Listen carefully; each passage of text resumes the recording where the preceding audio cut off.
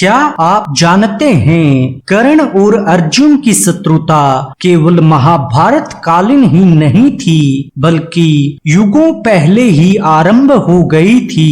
कर्ण और अर्जुन ने केवल द्वापर युग में ही युद्ध नहीं लड़ा था बल्कि पूर्व जन्म में भी उनका बहुत ही प्रलयंकारी युद्ध हुआ था जो अधूरा रह गया था।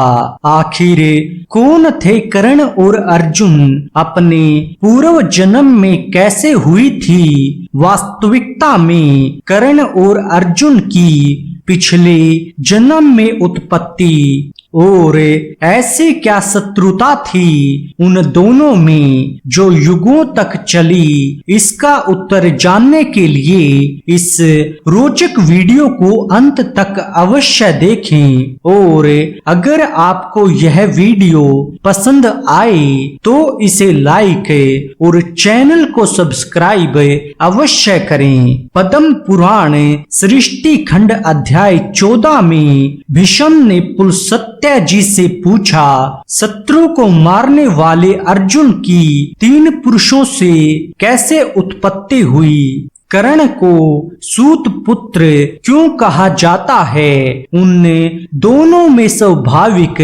वैर क्यों हुआ? इस विषय को जानने की मेरी बड़ी अधिक इच्छा है, उसे अब मुझे बतलाएं। पुलस्त्य महर्षि ने कहा, शंकर जी द्वारा 5वें मुख के काट दिए जाने पर ब्रह्मा जी को बड़ा क्रोध हुआ। उनके कारण ब्रह्मा जी के ललाट से पसीना निकला। उन्होंने उस पसीने को पृथ्वी पर पटक दिया तो उस पसीने से विशाल धनुष बाणधारी कुंडल धारण किए हुए, हजारों कवच पहने हुए एक वीर पुरुष उत्पन्न हुआ। उसने ब्रह्मा जी से पूछा, मैं क्या करूं? रुद्र को दिखाते हुए ब्रह्मा जी ने उससे कहा, तुम इसे मार दो जिससे यह पुनः उत्पन्न ना हो। ब्रह्मा जी की बात को सुनकर वह पुरुष शिव जी का पीछा करने लगा। तब भगवान शिव विष्णु जी के पास पहुँचे। वहां भगवान विष्णु ने अपनी हुंकार ध्वनि से उस पुरुष को मूर्छित कर दिया और महादेव से कहा, तुम्हारी और कौन सी इच्छा मैं पूरी करूं? तब भगवान शंकर ने कपाल दिखाकर कहा, मुझे भिक्षा प्रदान करें। रुद्र को कपाल पानी देखकर भगवान नारायण ने उन्हें अपनी दाहिनी भुजा प्रदान कर दी। उसको शंकर जी ने अत्यंत तीक्ष्ण त्रिशूल से काट दिया। उसके कारण भगवान की भुजा से खून की धारा बह निकली और उस कपाल के भीतर गिरने लगी। वह धारा देवताओं के 1000 वर्ष पर्यंत श्री हरि की भुजा से प्रवाहित होती रही। उसके बाद भगवान नारायण ने शिवजी से पूछा, तुम्हारा पात्र भरा या नहीं? शंकर जी ने कपाल को उंगली से छूकर कहा, हाँ भर गया। शिवजी की वाणी को सुनकर भगवान विष्णु ने उस धारा को रोक लिया। श्री भगवान के सामने ही शंकर जी ने उस पात्र का अपनी दृष्टि पात्र के द्वारा मंथन किया। मथ जाते हुए उस रक्त में क्रमशः कलील तथा बुलबुले निकलने लगे। उसके बाद उससे किरीट धारण किए हुए तथा धनुर्धारी पुरुष पैदा हुआ। वह अपने पीठ पर 2 तुनीर को बांधे था। उस पुरुष को देखकर भगवान विष्णु ने रुद्र से कहा, हे शंकर, कपाल में यह कौन सा नर उत्पन्न हो गया है? श्री शंकर ने कहा, हे नाथ, आप सुने, यह नर नामक पुरुष है तथा यह सभी अस्त्रों के ज्ञाता हैं। आपने इन्हें नर कहा है, अतः इनका नाम नर होगा। यह नारायण के सखा नर होंगे। यह असुरों का वध करने में आपकी सहायता करेंगे। ज्ञान की परीक्षा में यह मुनि विजय होंगे। यह ब्रह्मा का 5वां सिर अधिक तेज से युक्त है। ब्रह्मा जी के देदीप्यमान तेज से आपकी भुजा के शोणित से तथा मेरी दृष्टि के पड़ने से यह 3 तेज से युक्त होंगे। उन तेजों के संयोग के कारण युद्ध में शत्रुओं पर विजय प्राप्त करेंगे। जो असुर देवताओं तथा इंद्र के लिए अवध तथा दुर्जय भी होंगे, उनके लिए भी यह भयंकर होंगे। उस समय कपालस्थ पुरुष ने शंकर जी तथा श्री हरि से पूछा कि मैं आप लोगों की कौन सी सेवा करूं। उस समय शंकर जी ने कहा, ब्रह्मा जी ने जिसे अपने तेज से उत्पन्न किया है, उस धनुर्धारी पुरुष को तुम मार दो। भगवान विष्णु के हुंकार से यह मोह निद्रा में पड़ा है, इसको तुम शीघ्र जगा दो। यह कहकर भगवान शिव वहां से अंतर्ध्यान हो गए। उसके बाद नर ने उसको अपने बाएं पैर से ऐसे मारा। ऐसा करते ही वह महाबलवान रुद्र पुरुष उठ खड़ा हुआ। उसके बाद उन श्वेतज और रक्तज दोनों पुरुषों में महान युद्ध आरंभ हुआ।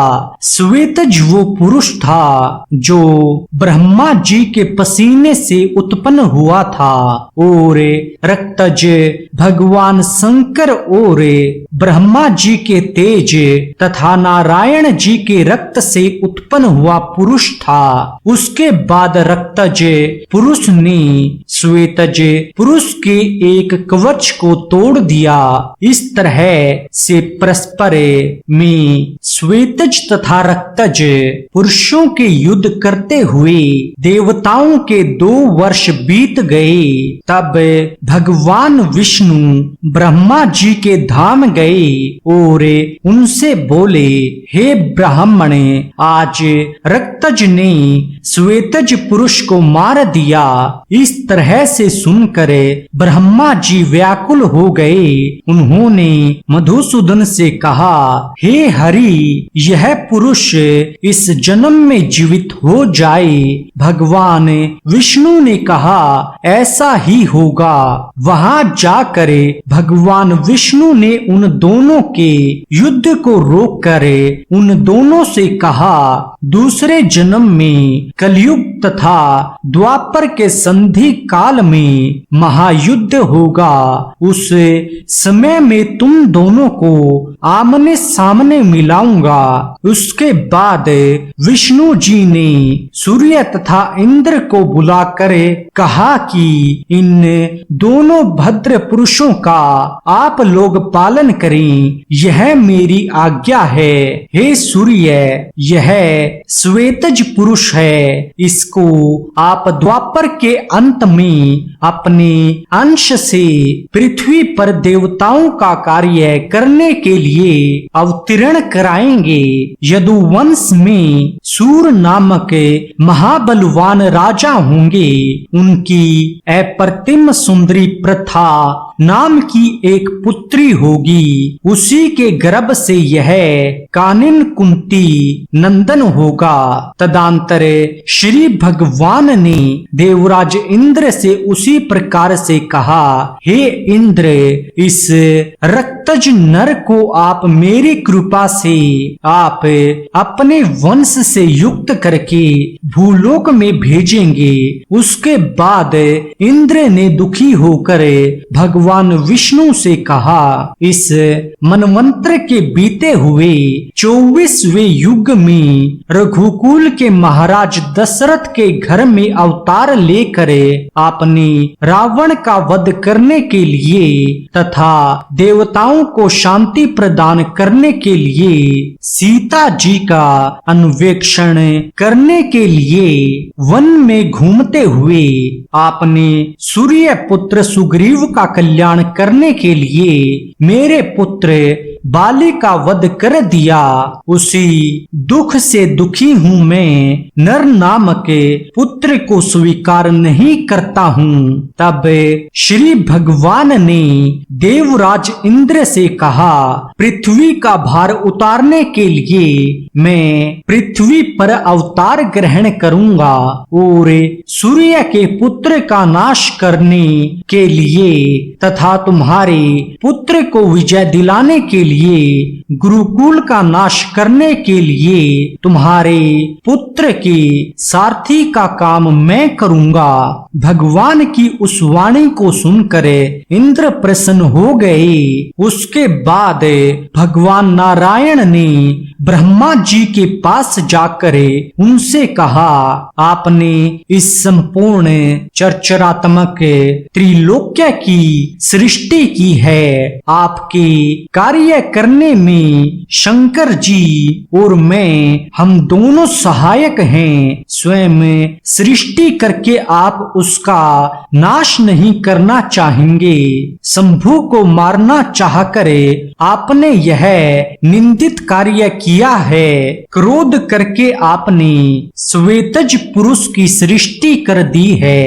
अतः इस पाप की शुद्धि के लिए आप प्रायश्चित करें। आप तीनों अग्नि होम के लिए अग्निहोत्र का वहन करें। आप वृत्त कुंड में अपनी अर्चना करें, धनुष्कृति कुंड में मेरी अर्चना करें तथा चतुष्कोण कुंड में शंकर जी की आराधना ऋग यजु तथा सामवेद के मंत्रों से तपस्या के द्वारा अग्नि होम को उत्पन्न करके तथा सर्वोत्कृष्ट समृद्धि को प्राप्त करके 1000 दिव्य वर्ष पर्यंत ओम करके आप अग्नि होम को शांत करेंगे। इस विषय में अग्निहोत्र से बढ़कर किसी भी दूसरे साधन को पवित्र नहीं बतलाया गया है और इस प्रकार ब्रह्मा जी ने पश्चाताप किया। जय श्री कृष्ण। आज के वीडियो में इतना ही। आशा करते हैं आपको हमारा यह वीडियो पसंद आया होगा। कृपया इसे लाइक और शेयर अवश्य करें। इसी प्रकार की अन्य रोचक कहानियां सुनने के लिए आप हमारे चैनल को सब्सक्राइब कीजिए। धन्यवाद।